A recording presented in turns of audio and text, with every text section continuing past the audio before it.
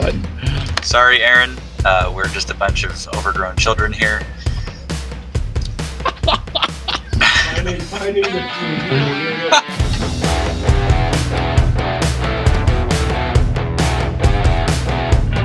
Welcome to another episode of the RV Voice. Today I'm sitting with my co-host, Shane Larson. And today we have a special guest from the eastern side of the states, Campinerin, also known as Erin Graves. Erin Graves, she is a recipe, camp gear, humor, and promoting camping type folk from the eastern side of the states. And she is here with us today. So welcome, Erin. Hi, thanks. Hello. How are you today? I'm doing well. How about yourself? Oh, I'm doing all right. Coffee did well today, so we're golden. Good. Awesome. So, Erin, I want to know about your journey to the outdoors. So, I don't know, have you been camping your whole life? What inspired you to start sharing your camping adventures on TikTok, Instagram, and all that? Just kind of walk us through all that whole deal. I did not camp my whole life. I did not camp as a child at all. I didn't camp until I was an adult, and I camped with friends, and it was a very different kind of camping than as in my 20s. I would probably hate the old me camping next to me now, but we had a good time. But my husband and I, and it was always tent camping, and my husband and I tent camped until we had our son, and then we didn't camp for a while, and we've actually never tent camped with him. And I think sometimes maybe I think about doing it, and I'm like, no, I don't know. The camper sounds easier, but he's 8 now, and we bought the camper almost 5 years ago. And we just get out as much as we can when the weather is nice. We don't camp much in the winter, but we do camp, as long as it's tolerable outside. No, absolutely. You're in the northern part, right? Northeastern part of the states? We're in Virginia. So we could camp in the winter. Some people do. We usually don't. If we have to worry about freezing anything freezing, then we just skip it.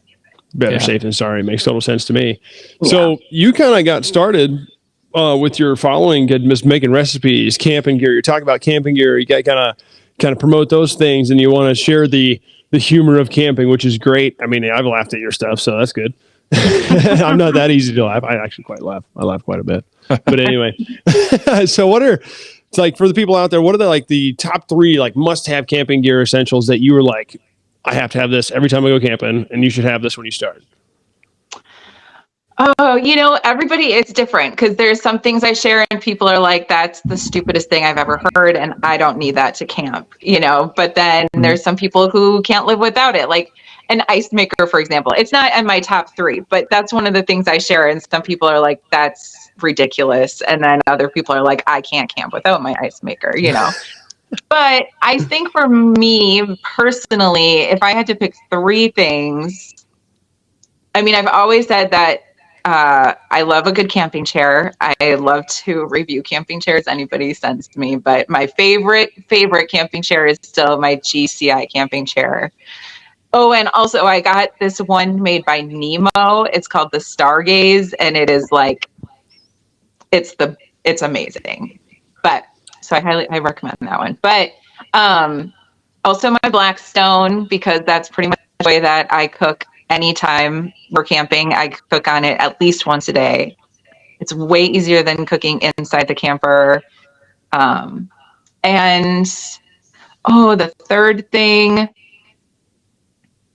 I love good camping lights, not like the obnoxious string lights, but like little lamps that make it like warm and cozy outside. Those are some of my favorites.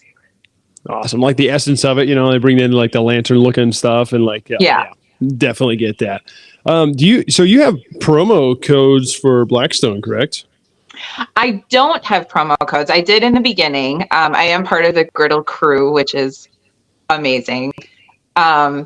But no, I don't. But I do share all my favorite products and my griddles. I have multiple griddles that I take camping, but not at one time, one at a time. take all 3 of them. I use a Blackstone griddle too, and I absolutely love it. Every time I go out there, just throw it all in there, skill it right, and it's hard to make it taste bad, I know. The 22-inch griddle is like It's the best one, I think. Oh, I got the 17. Any of them. But I'm cooking for me. So Yeah. it's not as big a deal. So anyway, Shane, what do you got? Real quick, Aaron, I wanted to talk to you about this. I got a couple of friends of mine that are actually going to start RVing full time here shortly at the beginning of next year. So they're prepping for that. They just bought a fifth wheel. They got their truck finally this week for towing all of that. And they're getting ready to sell their house in California and actually just go on the road full time. And I know you're not full time, so to speak, is what we were saying, but just wanted to kind of get your insight for people like them in regards to what you wish you would have known before you started. I mean, one of the other friends that I have, they just sold their stuff. They were actually in Virginia and they sold their stuff and hit the road. And I remember watching one of their videos last week on TikTok about how it was taking them like an hour and a half to get their RV leveled when they got to the campsite. So like the little things like that, I guess, preparing and just things you wish you would have known before you started. Would you mind sharing some insight there? Yeah, I mean, I guess one thing that I always say, and I hear a lot of people say, is you just have to always be prepared for anything can happen. Like it's great. I mean, I would never trade it for anything, but there are going to be things that you're going to have to fix. You're going to have to learn, and you just have to roll with it. You just have to keep going, because if you are going to just get mad and you're going to get angry and you're going to change your whole perspective because something breaks, things break in our houses all the time too, and we still live in them. So, you just have to roll with it. But also I think you just have to, I mean, there are so many resources out there for learning things. Like if you don't know how to do something, it's okay to admit that you don't know how to do it and then learn. There's YouTube videos and there's people all over TikTok and Instagram that all of these same situations have happened to. And it happens to all of us. It happens to everybody. And, you'll figure it out. It's funny. Oh, sorry. Go ahead. No, that's all. I mean, you figure it out as you go, I think really is the biggest thing. Life's a dance. You learn as you go. I like that country song reference. Gotta drop it in there. I love it. It's interesting you say that because, there was an author that I know, his name's Dre Baldwin, and Dre once said that, you're more likely to, drown from a plethora of information rather than a lack thereof. You're more, I guess you're more likely to die from having too much information than a lack thereof, because there's so much information out there, but people just don't know where to go for some reason. I think there's just a plethora of resources out there if you need it. And just, you have to be resourceful, I guess, is to go along with your point. And even if something happens, which it will, you just have to be able to figure out where to go to find the information you need to get going. So in your travels, where are some of your favorite destinations that you've gone so far in the last 5 years since owning your RV? We don't go far. We haven't gone on any big grand, cross country trips or anything like that. We stay mostly in Virginia and North Carolina. Our favorite place to take our camper in that vicinity is to the Outer Banks. There's really amazing campgrounds down there that we love that are not oceanfront, but soundfront. And the sound is beautiful down there and the sunsets are perfect every night. And it's just, you can drive on the beach there, which is fantastic. And we just love to go and fish and camp and do all the things. And it's so quiet and relaxing and we just love it there. But if we're not there, we really love Virginia state parks and the North Carolina state parks. There's just something so much more relaxing about a state park, in my opinion. I don't need all the fancy stuff, all the extra amenities. They're fun sometimes, especially with kids, but I would much rather prefer to be surrounded by trees instead of people and campers, like have some more space. Lakefront is my favorite, but yes, any of the state parks really are my favorite. That's good to know. I'm going to have to share this with my wife because we've been looking at North Carolina homes and just like things in general. I've never been to North Carolina. So we've been checking out houses the last 2 weeks out there just to kind of see opportunities that might arise, because we've been talking about North Carolina and South Carolina and we're out here in Idaho. Okay. I need to get to some different places, and all I hear about North Carolina is that it's beautiful. And so you just kind of solidified that. So I'll share that with my wife too. But the problem is, if I do that, we'll either buy an RV and go out there, or we're going to actually buy a house. So I'll have to be careful on that front. But JB, what else you got, man? Don't go leaving me. I need you. Anyway, so you say around the North Carolina's Virginia area. I've heard great things. I want to go out there too. I would love to be out there in the fall and then go up north of that. Absolutely wonderful. So many trees. It's like out here.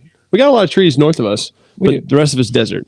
So that being said, anyway, so you do a lot of content creation. You push a lot of stuff. So you have a lot of, you have your husband and your son, and you go to these state parks and you do a lot of content creation. How do you balance that? So for like someone trying to get into this, like how do you make it an actual balance? Because it's not exactly an easy thing. I do this, I guess, for a living. Yeah. In content creation, and it's kind of a bear. So how do you do it?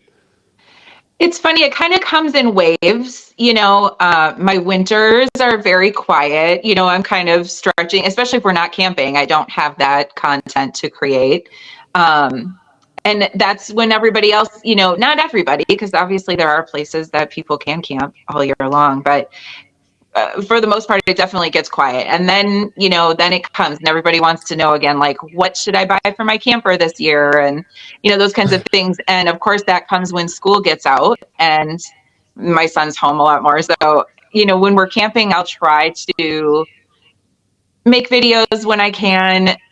Or if I'm making recipe videos, it's really easy because I just set the camera up and it doesn't matter if he's talking or my husband comes and talks to me because nobody hears that part anyway. Usually that part's edited out. So I don't know. It's really interesting how it just seems to work. And it is the main thing that I do. I'm a substitute teacher occasionally, not a lot. So really I have the time. Yeah. So, do you by chance have a cookbook? A cookbook? No, I do not. Well, there you go. There's your winter project. Right. I think I'll buy one. Seriously, I will too. Just make sure you sign it for us. Yeah. All right. That's all we ask. Campinerin. Let's go. So, you do a lot of travel and, the 3 to 4 trips a month. That's quite a bit, So what are some challenges that you find faced when you're camping and RVing? How did you overcome those? So, there could be finding a spot because the eastern side of the States is packed. There's a ton of people. Yeah. That's why I don't want to live there. I couldn't imagine. Too many people for me. But anyway, what are some other challenges that you see while camping and RVing?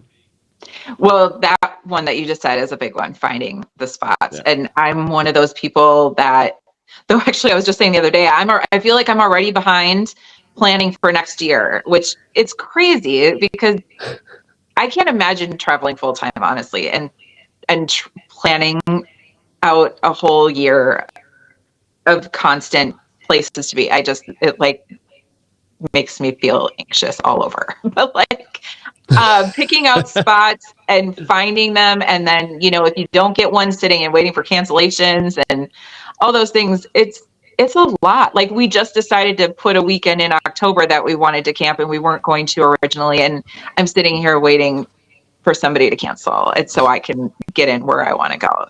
So that is that's a big one. I think camping with kids sometimes is hard.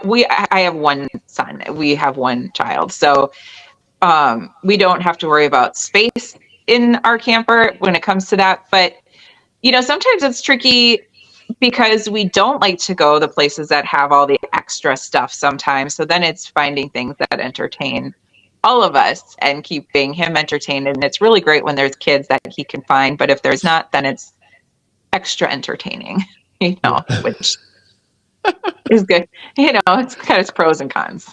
Yeah. So, you're guessing you bring a bike for him and all that. Yeah. Oh, yeah. I love camping. It's really great when we're on. Yeah. It's really great when we're on water. We really love some of the lakefront sites. And so then we can be swimming, we can be kayaking, we could be fishing anytime you want. And that's a huge draw to that. And it's hot here in the summertime, so it's nice to have the water. Hot and humid, I'm sure. Yes. Yeah, that's why I left Nebraska. I had to leave. I had to get out of there. The humidity just ran me right out of there. Yeah, I'm ready for fall camping. I'm so ready. So you guys have a longer camping season there, don't you? I'm guessing April is good for y'all. Oh yeah, we usually start April. Sometimes a little bit earlier. It depends what we're doing. Sometimes we camp for spring break if we're not doing other things. But yeah, so March until usually our last trip goes right up. Well, we camp for Thanksgiving. So that's usually our last trip of the year. But then sometimes, if we can squeeze another couple in. Our winter is pretty mild. So yeah.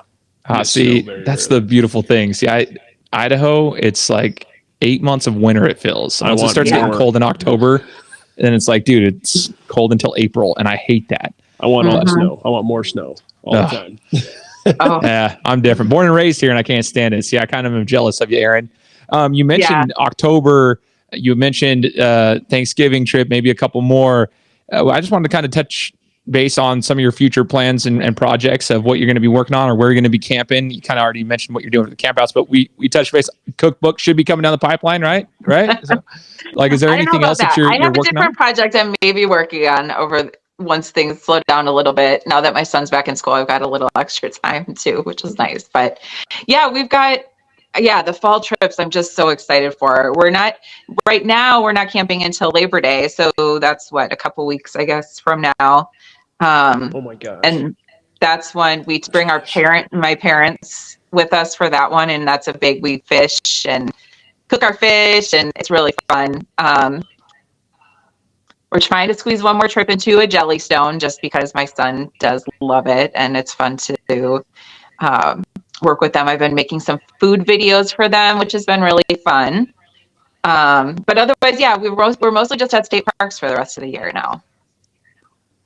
Oh, that's fun. That's awesome. We were talking yesterday with a gentleman just talking about the community factor in his industry as well as in the RV industry. And I wanted to touch base with you on that because obviously as a content creator, you have a community, and I wanted to know, how you engage with your followers and what role does the community play in this RV industry that you're in now?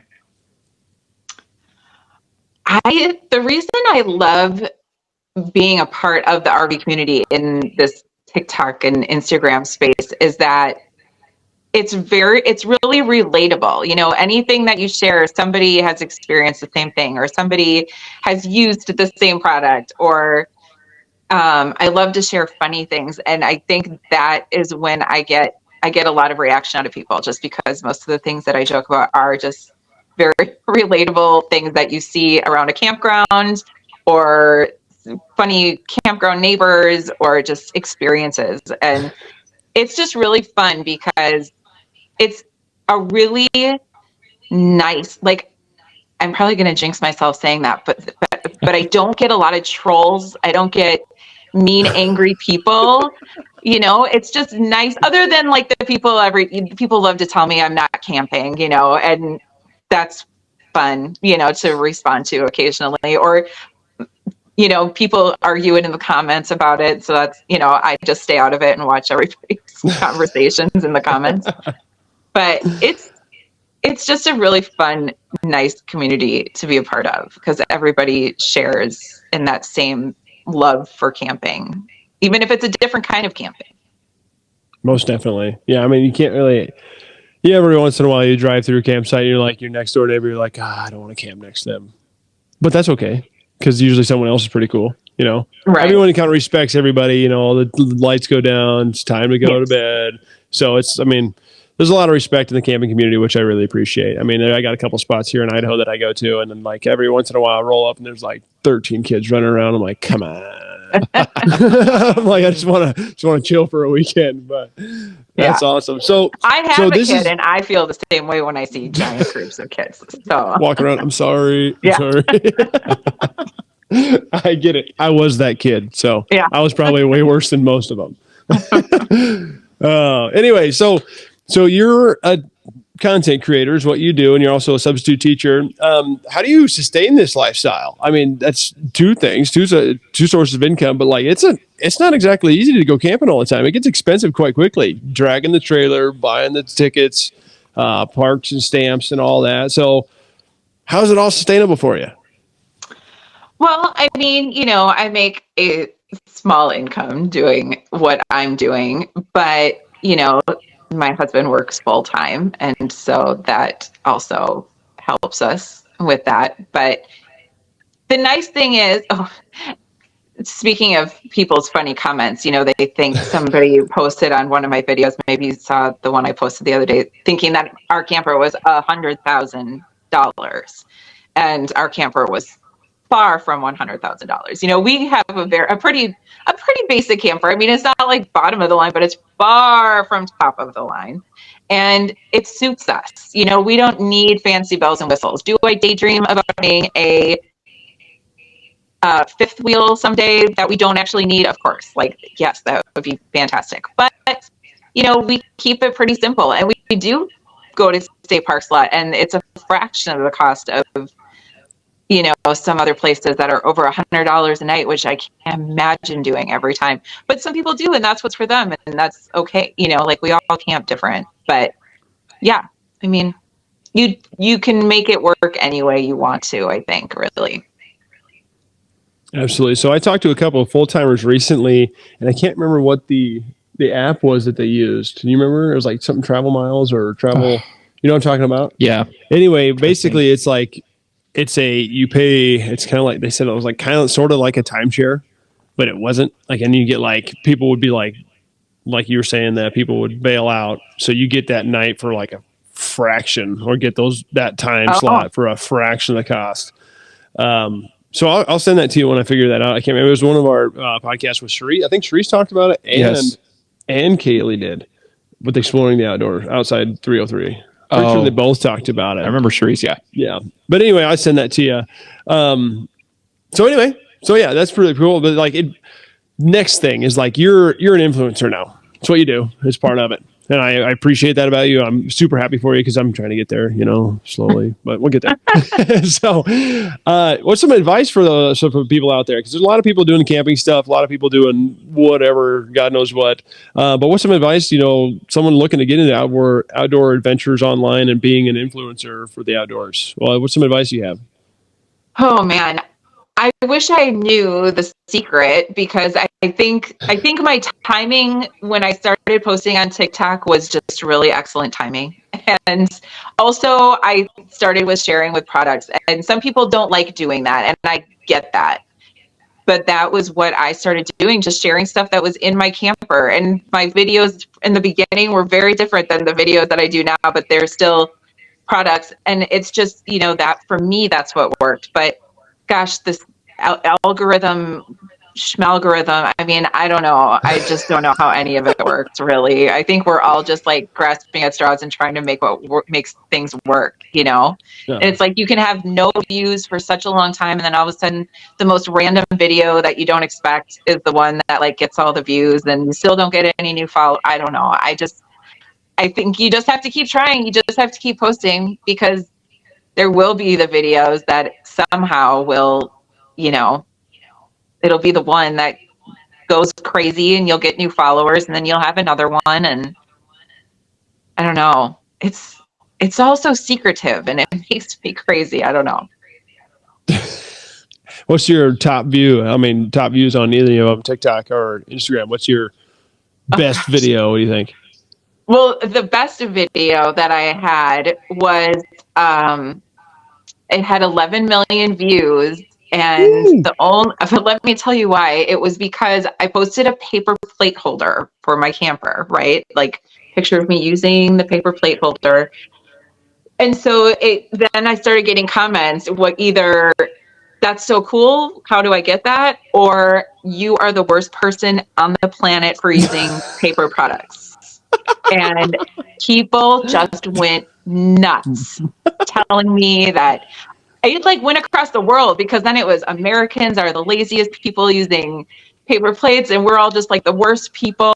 And I just watched it all happen, and my views went crazy, and people bought the paper plate holder, and it was nuts. It was crazy. But other than that, most of the time it's either some of my best ones have been lately some of my Blackstone videos for some of their new products, or funny videos. It's those ones are the ones that people like to like and comment on a lot.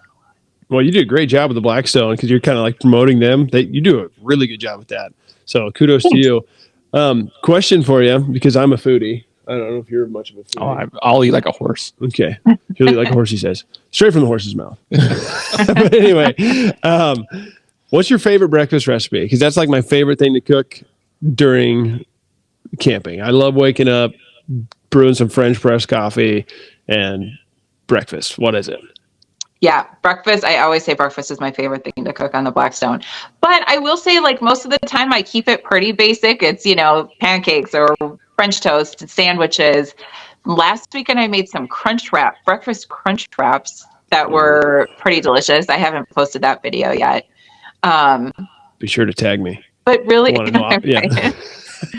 but really, like anything, you put anything with bacon in the morning and it's delicious, but a good breakfast sandwich and biscuits, you can just put like refrigerated biscuits on the camper and make sandwiches out of those. And there's so many things you can make, but I just like to keep it easy and basic as possible, really, when we're camping, because I like it to be quick and easy. Well, that's awesome. I mean, you start with bacon and then use the bacon grease for the eggs, and then it just gets better and better from there. You can't go wrong. No. All right, now one for dinner. You got to give me one for dinner. One for dinner. I mean, fajitas are one of my favorite things to make on the Blackstone. Really, anything Mexican, you've got me. But yeah, because you just, it's so much better than when you try to make them in the house, like on the stove, and nothing gets that like nice, char on it. Yeah. But yeah, that's definitely one of my favorites. Everybody loves a smash burger on the Blackstone. Though I will say I really do love cooking burgers on the campfire when we're camping. That's one of my favorites. Right. But yeah. You said fajitas, and for some reason my mind thought enchiladas, and I was like, how would you do that? Still make it happen, but yeah. Shane, what do you got? You got anything else? Nothing else on my end. I was just taking notes in my head about everything you said. I mean, yeah, I'm trying to think. Yeah, nothing else on my end. No. Aaron, you did a wonderful job today. Anything that you want to share? Maybe you want to talk about your profile, anything that you promote, by all means. I'm just happy to have anybody come and check out my stuff and follow me. And, that's all I'm really here for. And whatever you like. And if you don't like it, you don't like it. Just don't leave me any mean comments. Yeah, don't be mean, everybody. God. Well, she's got the community though, right? So if somebody says a negative comment, they're going right into the wolves, man. Like the rest of them will take care of it. So you're doing a great job promoting everything that you do. That's why we're talking today. So thank you so much for being on. And everybody follow Aaron, Campinerin, literally Campinerin, ERIN. Sorry, I'm not a great speller out loud. But anyway, follow her on TikTok, follow her on Instagram. She has wonderful recipes. She promotes all the stuff that she uses, and she does a great job doing so. And she's awesome to listen to. So thank you so much, Aaron, for being here. And y'all, thanks for having me, guys. Yeah, absolutely. Give her a follow. Give us a follow. Like, comment. Tell us what you want to hear. Shoot someone that we want to talk to. So by all means, stay tuned for more from the RV Voice.